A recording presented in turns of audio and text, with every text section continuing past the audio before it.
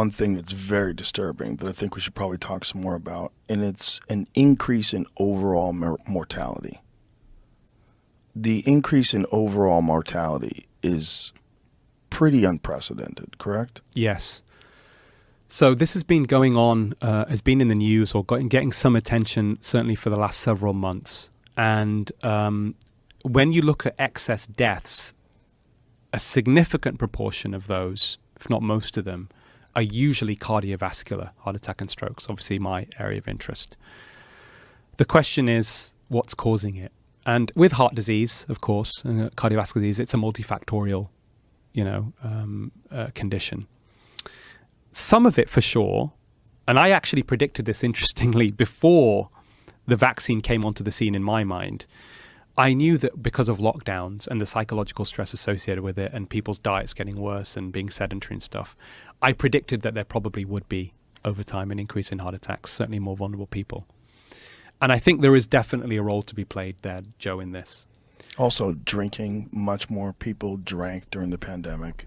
Alcoholism increased. Yeah, these things will absolutely, and mental health obviously got worse. So, Yes. There's going to be people, I haven't looked at this, but I suspect some of these are going to be people with suicides have gone up, that kind of thing. I'm sure that's going to probably be a contributing factor. Lack of screening and medical attention during that time. A little bit of that. Not so much, because I remember I said that, modern medicine itself, only gives marginal benefits actually to most people. I think the emergency care stuff, for example, people not getting, timely treatment in emergencies for sure, like people having cardiac arrests, etc. But then what's driving the increase in cardiac arrests, which we've seen, right? So that's the question.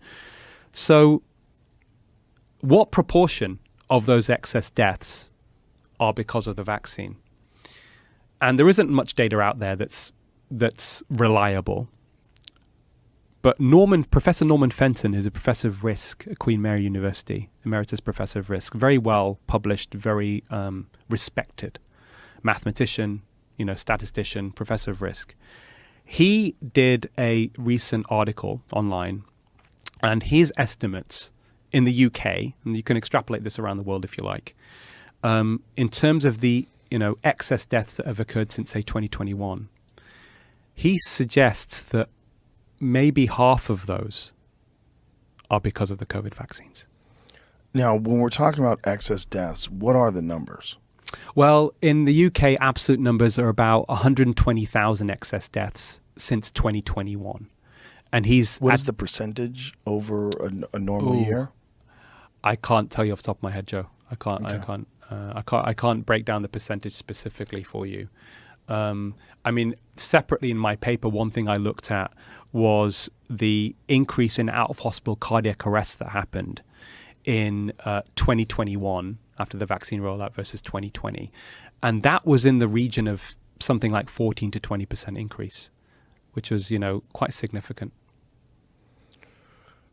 And is it universal or is it uniform in all the states that rolled out these vaccines, this increase in excess deaths? Yeah, the problem is the data has not collated that. We have to rely on what government figures.